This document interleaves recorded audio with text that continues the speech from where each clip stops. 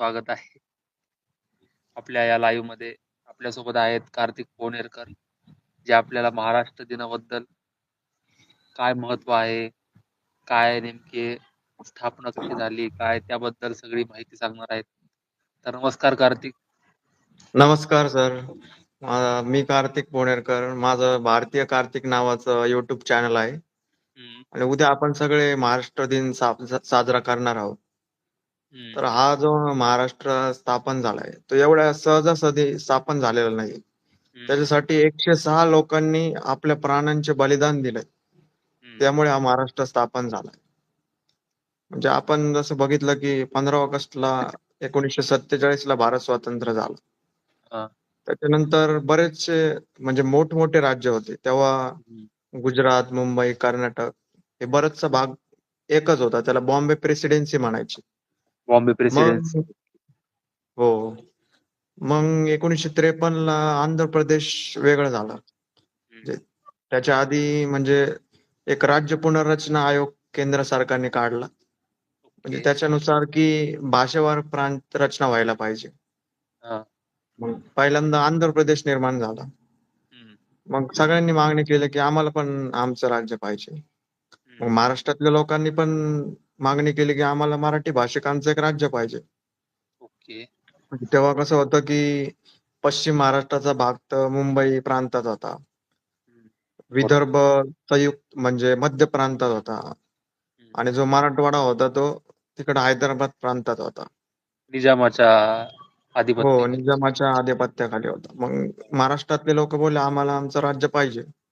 बरोबर. मग ती मागणी पुढे आंदोलन वगैरे झाला. संयुक्त महाराष्ट्र चळवळ स्थापन झाली. तर हं. त्यांनी बरंच आंदोलन वगैरे केले.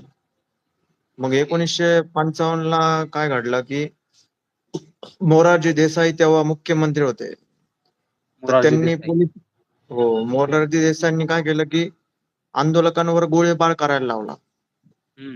त्याच्यात 106 लोक म्हणजे शहीद झाले. ज्यांनी बापरे! महाराष्ट्रासाठी आपल्या प्राणांची आहुती दिली. त्याच्यानंतर आंदोलन तर अजून पेटलं. हं. मग सगळीकडं लोकांनी एकदम मागणीच केली की बाबा आम्हाला पाहिजेच. पण महाराष्ट्र आणि मेन मुद्दा मुंबईचा पण होता, की मुंबई नेमकी कोणाची? हो, मुंबई नेमकं कोणाच्या अंडर जाईल? महाराष्ट्रात गुजरात जाईल, की महाराष्ट्र? गुजरातमध्ये हां. जाईल मग का? त्याबद्दल काय सांगता येईल, की मुंबई महाराष्ट्राचीच का झाली? कारण मुंबईला कसं भौगोलिकदृष्ट्या बघितलं तर तिन्ही बाजूनी, एक बाजूनी पालघर आहे, ठाणे, रायगड आहे. सगळ्या बाजूनी म्हणजे महाराष्ट्रातलेच जिल्हे आहेत. बरोबर. आणि मुंबईत जे लोक राहत होते ते हं. 70% म्हणजे मराठी बोलणारेच लोक राहत होते. मराठी बोलणारे आधी पर्सेंटेज ते जास्त होता. हो, मग त्याच्यानुसार तर मुंबई महाराष्ट्रालाच पाहिजे महाराष्ट्रालाच पाहिजे पाहिजे. होतं. पण काहींना तर ते केंद्रशासित प्रदेश बनवायचं होतं. म्हणजे कोणालाच नको. हं. म्हणजे गुजरातमध्ये नको, महाराष्ट्रात नको. डायरेक्ट केंद्राचीच जसं पॉवर दिल्ली तिथं. जसं दिल्ली वगैरे आहे त्या प्रकारे पॉंडिचेरी बरोबर वगैरे. तसंच. हं. हो. त्या पण प्रकारे केंद्रशासित महाराष्ट्रातले प्रदेश. महाराष्ट्रातले लोक म्हणजे कसे डेंजर हं. आहेत तुम्हाला माहिती असेल. नाही बरोबर. ज्यांनी पूर्ण भारतावर राज्य केलेलं आहे. हां. ते एवढ्या सहजासहजी कसं सोडतील? नाही ते आहेच. मग केंद्राला शेवटी मानावंच लागलं, की बाबा मुंबईचा हं. संयुक्त महाराष्ट्र करावाच लागला. ओके. मग तर अशा उद्या प्रकारे एक हो, उद्या महाराष्ट्र दिन आहे. हो, उद्या महाराष्ट्र दिन आणि 67वा महाराष्ट्र दिन. 67वा महाराष्ट्र दिन 1960 रोजी स्थापना झाली होती महाराष्ट्राची. हो. अजून काय माहिती देता येईल याबद्दल? अजून मग यशवंतराव चव्हाण आपले पहिले मुख्यमंत्री पहिले झाले. मुख्यमंत्री. हो. हो. आणि अजून तर म्हणजे की जेव्हा हा मुंबईमध्ये गोळीबार झालता, जेव्हा आपले 106 हुतात्मे शहीद झालते, तेव्हा 106 महाराष्ट्रातून म्हणजे भारताचे एक अर्थमंत्री होते चिंतामणराव देशमुख. चिंतामणराव देशमुख तर त्यांनी याच्यामुळं आपल्या पदाचा राजीनामा दिला. या म्हणजे घटनेमुळं. भारताचे अर्थमंत्री म्हणजे किती पॉवरफुल पद आहे ते. हो, हो. बरोबर. तर त्याचा डायरेक्ट त्यांनी राजीनामा दिला म्हणजे त्याला इतकं वाईट वाटलं. हं. आणि जे मोरारजी देसाई मुख्यमंत्री होते ज्यांनी हा गोळीबार करायला लावला. हम्म. म्हणजे दुर्दैवाची गोष्ट म्हणजे की तेच 1978 मध्ये भारताचे पंतप्रधान सुद्धा झालेले. हो, जनता दल कडून हो बरोबर आहे त्यांचं. जनता दलाकडून. म्हणजे काय लोकांनी काय निवडून दिलं. आता काय राजकारणात कोण कधी कुठल्या पदापर्यंत जाऊ शकेल त्याला काही काही हे त्याला नाहीये. येत नाही म्हणजे. त्याचं नाव झालं जो कुठल्या ना कुठल्या प्रकारे चर्चेत आला की लगेच वरच्या लेवलला जातोच. हो ना. तर वरचे वर मराठी भाषिकांचं जे प्रमाण आहे मुंबईत शक्यतो, कारण इतर भागात तर हो. मराठी भाषिकांचं प्रमाण प्रभुत्व चांगलं आहे. पण मुंबईमध्ये जे आहे ते पर्सेंटेज जर आपण दशकांप्रमाणे बघितलं 1960, 70, 80, 90, हम्म. 2000, 10, 20 असं एक डाऊनच का चाललंय? वरचे वर हे एकदम घसरत का चाललेले? कारण त्याच्यावर मराठी लोक जास्त नोकरीला प्राधान्य देतात. हा, आणि नोकरी जास्तीत जास्त म्हणजे किती पगार भेटू शकतो? 3-4 लाख. आणि मुंबईतल्या तुम्ही बात- बघत असाल की घराच्या किमती वगैरे करोडोमध्ये आहेत. तर हो, तिचं कसं परवडणार मराठी माणसाला? बरोबर. तिथं बिझनेस वगैरे केल्याशिवाय काही म्हणजे मार्गच नाहीये. मार्ग नाही. हो, त्याच्यामुळं राजकारण्यांनी पण म्हणजे नोकरी तर करायला लावलीच पाहिजे, पण जास्तीत जास्त बिझनेस मध्ये पण मराठी लोकांनी उतरलं पाहिजे. हम्म. आणि म्हणजे वाढते परप्रांतीय सुद्धा या गोष्टीला जास्त कारणीभूत आहेत. असं हो, ते पण आहेच आहे ते. शेवटी ते सुद्धा रोजगारासाठी येतात, पण ते त्यांची घुसखोरी एवढ्या प्रमाणात वाढली आहे की आता की त्यांनी मराठी माणसाला सळो की पळो करून सोडलंय आणि दमदाटीचे प्रकार वगैरे सुद्धा वरचेवर वाढत आहे आणि मराठी माणूस असा आतून तुटल्यासारखा वाटतोय एक प्रकारे. पण तेच म्हणजे आता परत एक शिवाजी महाराज यायला पाहिजे, ज्यांनी महाराष्ट्रातल्या जनतेला पुन्हा एकदा एकवटलं पाहिजे. आणि हम्म. जसं तेव्हा म्हणजे युद्धाची गरज होती जास्त, तसं आता आर्थिक युद्धाची थोडी गरज वाटते. म्हणजे आर्थिक युद्धाची. पुन्हा एकदा असे व्यावसायिक निर्माण व्हायला पाहिजे की जे पूर्ण देशात आपलं राज्य करतील. जसं महाराजांच्या वेळेस अटक पासून पर्यंत मराठ्यांनी राज्य केलं होतं. तर आपल्याला कमेंट मध्ये अर्चना उदयकर ताई म्हणतायत की कशाबद्दल बोलत आहात तुम्ही? तर ताई, आम्ही महाराष्ट्र दिन उद्या आहे आणि त्याबद्दल की महाराष्ट्राची निर्मिती कशी झाली आणि कशा प्रकारे मराठी माणूस वरचेवर मुंबईत म्हणा शक्यतो आणि इतर ठिकाणी सुद्धा कमी कमी होत चाललेला आहे. त्याबद्दल चर्चा करत आहोत. तुमचे काही प्रश्न असेल तर तुम्ही आणि इतर जे लोक बघतायत ते सुद्धा विचारू शकता. तर कार्तिक जी कंटिन्यू करा तुम्ही. तर तेच म्हणजे की जास्तीत जास्त मराठी लोकांनी बिझनेस मध्ये उतरलं पाहिजे. हा.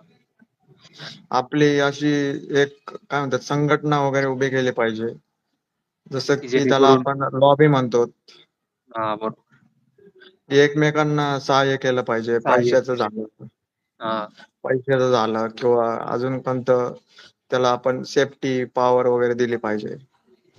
आणि काही कम्युनिटीज आहेत ज्या की नवीन तरुणांना म्हणा वगैरे मोटिवेट करतील. महिलांना जास्त करून बिझनेस मध्ये प्रोत्साहन देण्यासाठी सुद्धा सरसावतील आणि राजकारण्यांनी सुद्धा जे स्थानिक राजकारणी असतील, नगरसेवक असतील, त्यांनी सुद्धा जर त्यांच्या विभागातील लोकांना एवढी मदत पोहोचवली तर निश्चितपणे उद्योग, बिझनेस, लघु उद्योग वगैरे अशा प्रकारचे जे काही नवीन संधी उपलब्ध होऊ शकतात.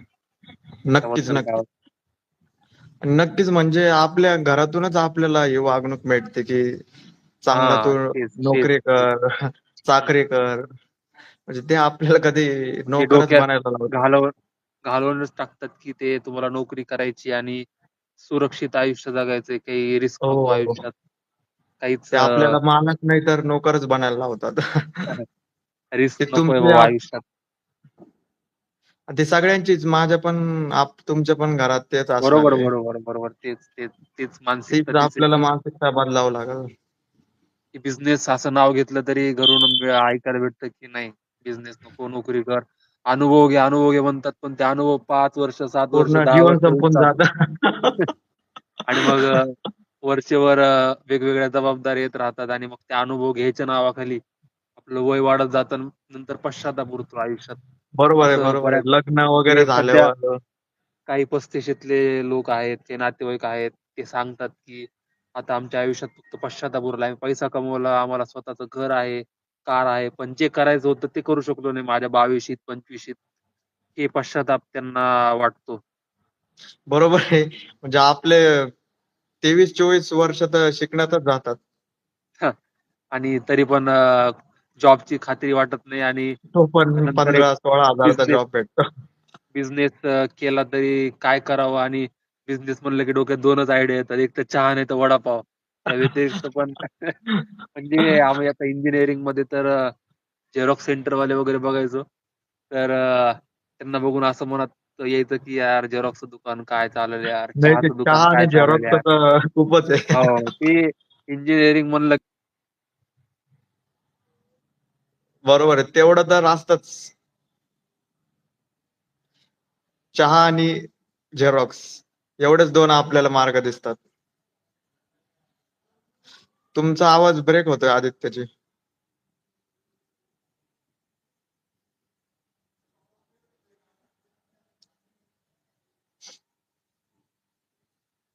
आदित्यजी?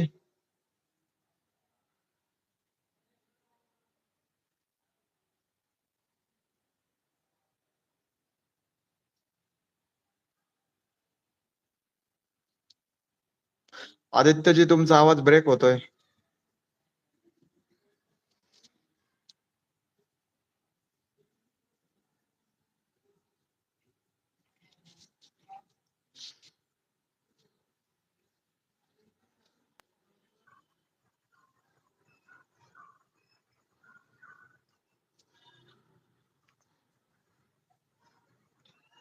बोला, बोला.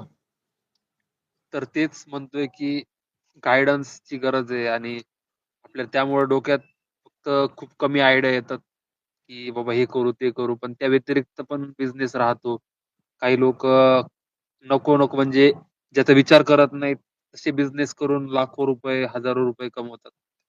पण आपल्याला एक ते मनात भीती बसलेली असते, की कुठून सुरुवात करावी आणि मग त्यामुळं सगळे वांदे होतात असं इतकी वाटतंय. भीती आहे म्हणजे त्याबद्दल की ते साधा विचार केला तरी हां, तेच ना. विचार करायला सुद्धा पाबंदी आहे घरात, की आपण घरात नुसतं नाव जरी घेतलं, की आम्हाला हे बिझनेस टाकावा वाटतोय, असं बोलून जरी बघितलं, तरी घरचे एक प्रकारे डावलतात ती गोष्ट किंवा काहीतरी पाप केल्यावानी म्हणजे आपण काहीतरी चुकीचं बोलतोय, काहीतरी मोठा गुन्हा करतोय असंच रिएक्ट करतात तेच ते. ते काय बोलणार की पैसे कुठून आणणार एवढे? आणि तुला काही अनुभव आहे का? तेच ना.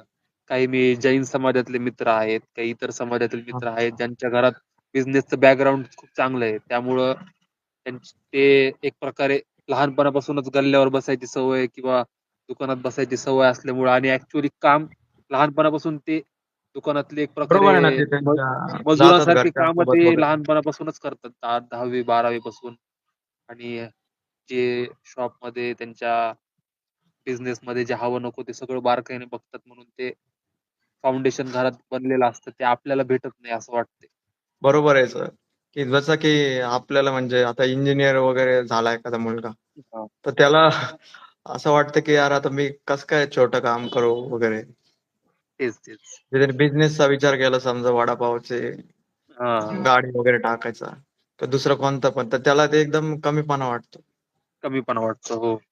आणि हं. शक्यतो या गोष्टी आपल्या मराठी तरुणांमध्ये जास्त आहेत आणि त्यामुळेच मुंबईमध्ये जे कमी मानले जाणारे काम आहे तिथं यूपी, बिहार वगैरे अशा लोकांनी जास्त हे करून टाकलेलं आहे. कब्जा मिळवलाय बरोबर आहे. म्हणू शकतो किंवा थोडक्यात जर आपण ती कामं डावलली तर ते तर ते करणारच की. हे पण एक हो, आता गोष्ट कोणी आहे. ना कोणीतरी करणारच ते. आणि ते आपण जर ऑटो रिक्षा आपले जर पर्सेंटेज कमी असेल आणि आपण फक्त मोठ्या नोकऱ्या किंवा ह्याच्या दृष्टीने जर पाहत असेल तर मग ते या गोष्टींवर कब्जा मिळवणारच. बरोबर आहे आणि मिळवला आहे त्यांनी आता जवळ-जवळ. मिळवलाय आणि आता असं वाटतंय की यार ही गोष्ट मराठी माणूस किंवा आपण करू शकलो असतो किंवा इथून इनिशिएटिव्ह जर घेतला असता आणि वेळेवर जर राजकारण्यांनी आपल्या लक्ष घातलं असतं, फक्त राजकीय मुद्दे न बनवता खरं-खुरं लक्ष घातलं असतं, तर निश्चितपणे या गोष्टीला आळा घालता आला असता. बरोबर आहे आदित्यजी, तेच. हम्म. अजून काय तुम्ही या मराठी दिनानिमित्त, सॉरी, महाराष्ट्र दिनानिमित्त सांगू इच्छिता? अजून म्हणजे आता उद्या जायचं सकाळी महाराष्ट्र दिनानिमित्त इथंच जवळ ध्वजारोहण. झेंडावंदन. हा, हो. तुम्ही जाणार आहेत का नाही कुठे? हो, निश्चितच. हो, तेव्हा एक 3च तर दिवस आहेत आमच्याच वर्षातून. आमच्याच कॉलेजमध्ये आहे झेंडावंदन राहीलच. जास्त मोठं नसेल, कारण की 15 ऑगस्ट 26 जानेवारीला जेवढं होतं तेवढ्या हो. प्रमाणात सपोर्ट मिळत नाही 1 मेच्या ध्वजारोहणाला, पण तरी उपस्थिती राहणारच आहे. तुमचा नक्कीच आवाज आपण येत नाही, जायला आवाज. पाहिजे. हा, येतोय आता, नक्कीच येतोय. जायला पाहिजे आपण. हम्म. तो सुद्धा राजसाहेब आपल्या ठाकरे महाराष्ट्रासाठी एक राजसाहेब ठाकरे महत्वाचा दिवस सुद्धा आहे. म्हणले होते की या निमित्तानं तुम्ही चांगला जल्लोष करा आणि आपला हा जो दिवस आहे तो सुद्धा खूप मोठा आहे. लोकांनी बलिदान दिलं यासाठी सुद्धा. हो ना, 106 म्हणजे कमी नाहीये. 106 म्हणजे खूप मोठं बलिदान आहे. एक राज्य बनण्यासाठी आणि एक संघटित राहण्यासाठी. महाराष्ट्र सध्या हा जगा सॉरी भारतातलं सर्वात मोठं आणि विकसित राज्यापैकी एक आहे. सगळ्यात जास्त कॉन्ट्रिब्युशन आर्थिकदृष्ट्या, आरोग्यदृष्ट्या जर नक्कीच, बघितलं तर नक्कीच. महाराष्ट्राचं महाराष्ट्र. खूप जास्त आहे आणि हे सगळं होतंय ते त्या बलिदानांमुळे. नाहीतर जर महाराष्ट्राचे खूप तुकडे पडले असते तर तेवढ्या प्रमाणात डेव्हलपमेंट झाली नसती आणि बरोबर आहे, कुठला बरोबर तरी आहे. एक प्रदेश खूप जास्त डेव्हलप झाला असता आणि आमचा मराठवाडा जो दुष्काळी भाग आहे, तर बरोबर आहे. तो हो, एकदम हो. बिहार सारखा होऊन गेला असता पुढे जाऊन. आणि मग नक्कीच. आमचा पण विकास तेवढा झाला नसता. पण महाराष्ट्राचा भाग असल्यामुळं आमच्या पण भागाची प्रगती ही नक्कीच, झाली आहे. म्हणजे की एक दोरीमध्ये आपल्याला बांधल्यामुळं सगळ्यांचाच विकास होतोय. तेच तरी तेच अजून तेच बराच विकास व्हायचा बाकी आहे, म्हणजे बाकी आहे. मराठवाड्यात झालं किंवा विदर्भात झालं. विदर्भात हा सध्या तापमान अतिशय प्रमाणात वाढलेलं आहे. पूर्ण हो. अकोल्यात तर एक प्रकारे जगातल्या एकदम टॉपचे जे उष्ण शहर आहे त्याच्यामध्ये अकोला होतं. वाह! एवढ्या मोठ्या प्रमाणात हो, 45-46 पर्यंत तापमान चाललंय. 46.6 होतं काल आणि आजही त्याच लेवलला होतं. भयंकर उन्हाळ्यामुळे काय कारण वाटतं उन्हाळा एवढं भयंकर? आता काय तिकडे ग्लोबल तरी वॉर्मिंग. चांगलं आहे. ग्लोबल वॉर्मिंग वगैरे किंवा पॉल्युशन. तेच ना, आणि प्रत्येक म्हणजे इनकन्सिस्टन्सी पण ऋतूंमध्ये. त्याला माणूस पण जबाबदारच आहे. ते तर आहेच, साहजिकच आहे. आता हम्म. झाडांची जी वरची वर चालू आहे, कत्तल करणं चालू आहे. अजून काय होणार आहे? लांब लांब पर्यंत पाहिलं तर बिल्डिंग दिसता, पण झाड एक दिसत झाडच नाही. दिसत हीच नाही. ही शोकांतिका आहे. आणि पुढे जाऊन झाड जंगलात जंगलात सुद्धा नीट व्यवस्थित दिसतील का नाही, कारण की कन्स्ट्रक्शन एवढं वाढलं की जंगल शहरांमध्ये रूपांतरित होत आहे. बरोबर आहे, बरोबर आहे आदित्य. आणि जंगली प्राणी पाण्याच्या शोधांमध्ये, याच्या शोधामध्ये लिटरली तळे आटताय, हे होतंय आणि भयंकर उन्हाळ्यामुळे अजूनच हानी नक्कीच पोहोचते ते आणि इकडे मानवाच्या वस्तीत उष्माघातामुळे सुद्धा घुसतायत ते. उष्माघातामुळे सुद्धा बऱ्याच खूप डेथ्स बळी होत जात आहेत आहेत आणि खूप. अतिशय. म्हणजे खरंच जे वृद्ध व्यक्ती आहेत आणि लहान मुलं आहेत त्यांनी तर हम्म. खरंच काळजी घ्यायला पाहिजे. आणि जो कामवाला माणूस आहे, जो ऍक्च्युली समजा मजूर, बांधकाम मजूर वगैरे आहे, बरोबर आहे. त्यांनी त्यांच्याबद्दल पण खूप काळजी घ्यायची जास्त गरज आहे. अतिशय काळजी घ्यायची गरज तर आहे, पण त्या बिचाऱ्यांना पोट पण पाहणं आहे किंवा हो, दिवसाची तेच तेच. मजुरी भेटली तरच घर चालेल. आणि मग अशा वेळेस एवढं भयंकर उन्हामध्ये काम करावं लागतं आणि जे कॉन्ट्रॅक्टर आहेत वगैरे एवढं बारकाईने त्यांच्याकडे लक्ष देत नाहीत ते बरोबर आहे. ते सगळीकडेच होत आहे तसं. की त्या एवढं त्यांच्या तब्येतीची म्हणा, आरोग्याची म्हणा, तेवढ्या मोठ्या प्रमाणात ब्रेक पण दिला जात नाही त्यांना. त्यांनाच पाणी म्हणून नाही, पण असे बाकी शेतकरी सुद्धा आपले कंटिन्यू शेतकरी झाले. हो. शेतामध्ये कंटिन्यू उन्हात असल्यामुळे आणि आराम करणार तरी कसा माणूस? नक्कीच. फूड डिलिव्हरी बॉय झाले. हो, हो. तेच ते त्यांना त्यांचं पण पण बऱ्याच जणात धावपळ आहे. घेऊन जावं लागतं. आणि ते आहे आणि त्यासोबत गाडीचे सुद्धा बरेच केस पाहिल्यात, की बाबा अचानकच बुलेटला आग लागली, अचानकच कारला आग लागली, इलेक्ट्रिक गाडी ब्लास्ट झाली. अचानक अशा घटना सुद्धा ऐकू येत आहेत. तापमानच एवढं आहे, काय करणार आता.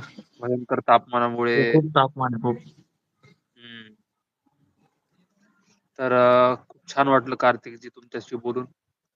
तुमच्याशी पण खूप मजा आली. पुन्हा आपण वेगळ्या विषयावर नक्कीच बोलूयात, चर्चा नक्कीच करूयात. बोलूयात आपण. आजच्या पुरतं एवढंच मित्रांनो. लाईव्ह बघितल्याबद्दल सर्वांचे मनःपूर्वक आभार. सगळ्यांचे खरंच खूप खूप धन्यवाद. Bye bye. बाय. सर्वांना जय हिंद, जय महाराष्ट्र. जय हिंद, जय महाराष्ट्र. महाराष्ट्र दिनाच्या ऍडव्हान्स मध्ये शुभेच्छा. सगळ्यांना तुम्हाला पण महाराष्ट्र दिनाच्या हार्दिक शुभेच्छा. तुम्हाला पण चला, शुभरात्री. शुभरात्री.